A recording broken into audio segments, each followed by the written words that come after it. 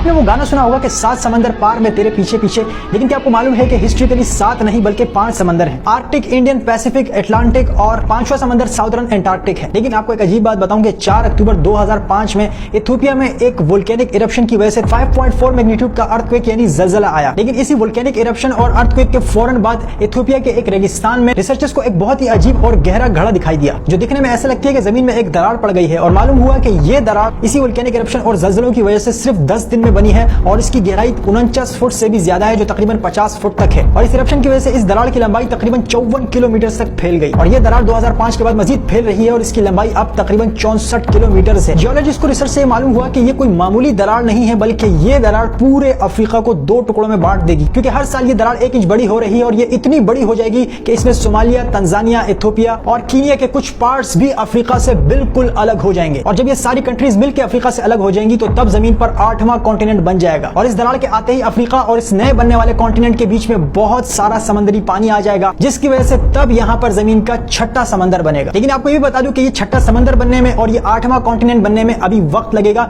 क्योंकि 1 इंच के हिसाब से ये 1 साल में बढ़ रहा है और अफ्रीका को 2 टुकड़ों में बंटने में अभी 10 मिलियन यानी तकरीबन 1 करोड़ साल लगेंगे। लेकिन इसकी शुरुआत यानी इसका एवोल्यूशन अब से शुरू हो चुका है।